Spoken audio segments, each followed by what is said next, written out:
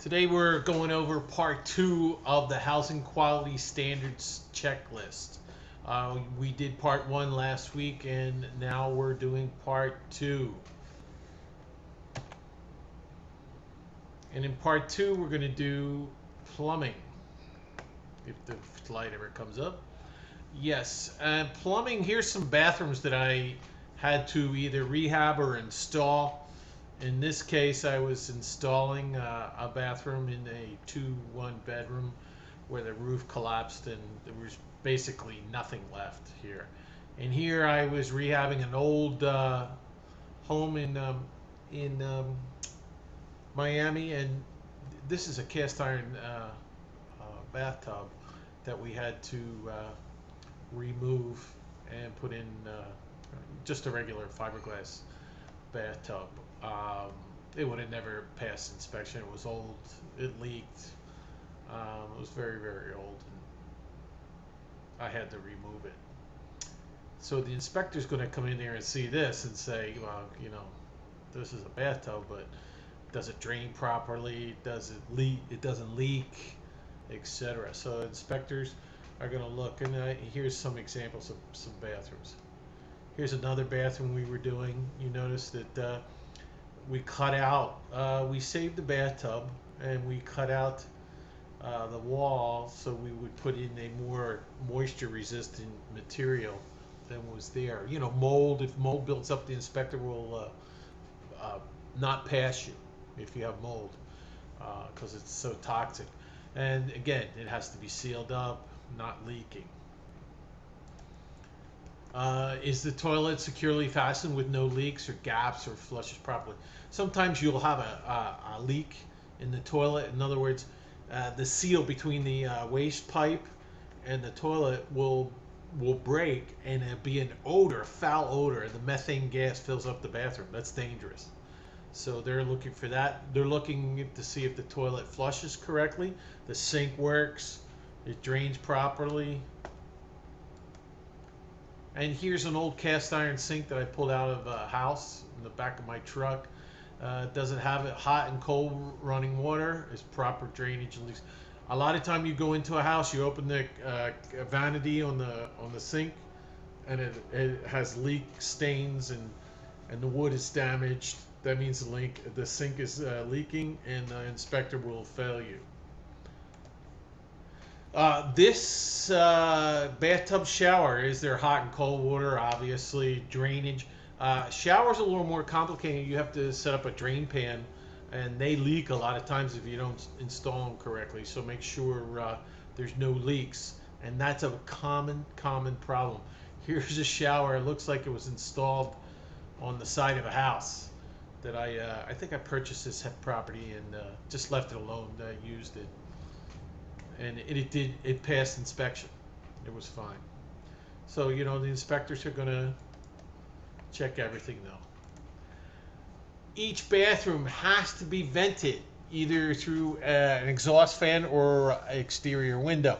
In this case, I have a picture of a bathroom with a window to the exterior that we were rehabbing.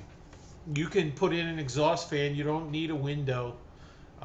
Sometimes bathrooms don't have an exterior window, but you do have to have one or the other, a window or an exhaust fan, or you'll fail inspection.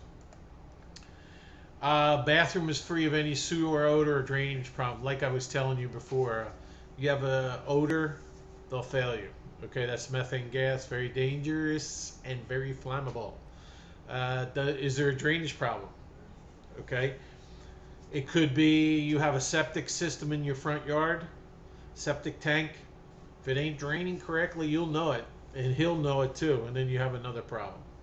Okay, this is a drain access to the sewage drainage, so you can go in there and clean out the pipe if there's a blockage or anything. You should have one in each house you have. Not quite this high, I would say more ground level. I had to lower that eventually, but that's how it looks. Next slide.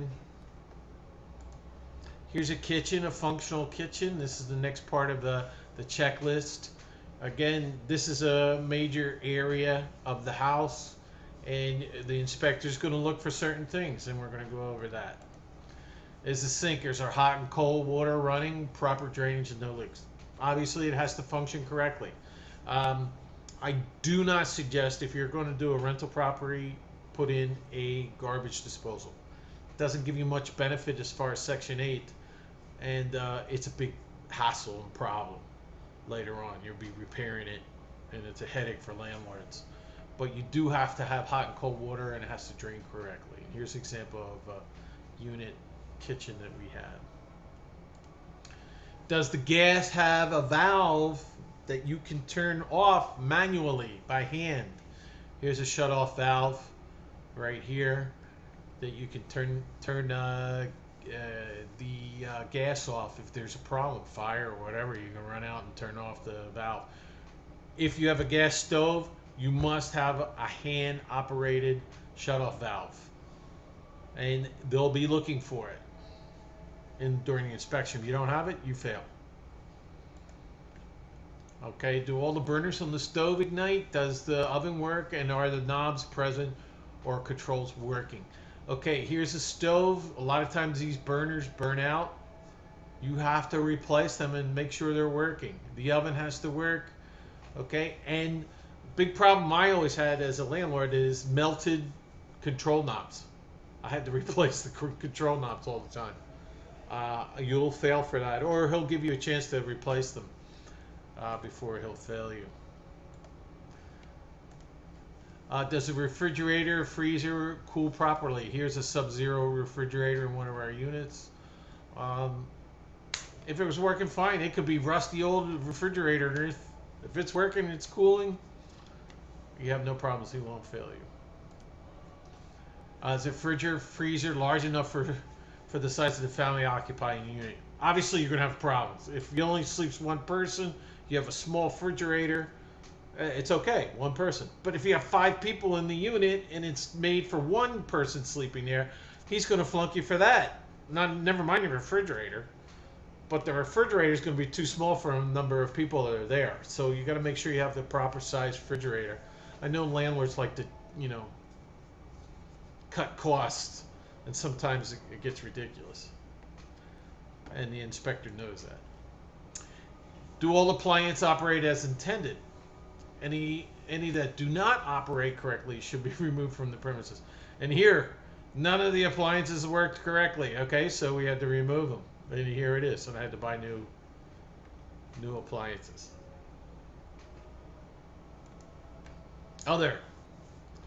What other things are they going to look at? One is the hot water heater working properly. Here's a hot water heater I took out of one of my units. Obviously, it was a mess. It needed a new one. He'll flunk you for that if it isn't working correctly. This is a big problem here, and I highlighted it. If you don't have a pressure relief valve drainage tube attached to the valve, they'll flunk you. You'll fail inspection, because a lot of babies, they play with this. This gushes out and scalds them, and they're burned very badly. So you must have a drainage attached to this pressure relief valve. Very serious about that. Here, radiators. Not too much of a problem here in Florida. I don't think there's too many houses, and if they do, they're very old. I haven't seen it personally,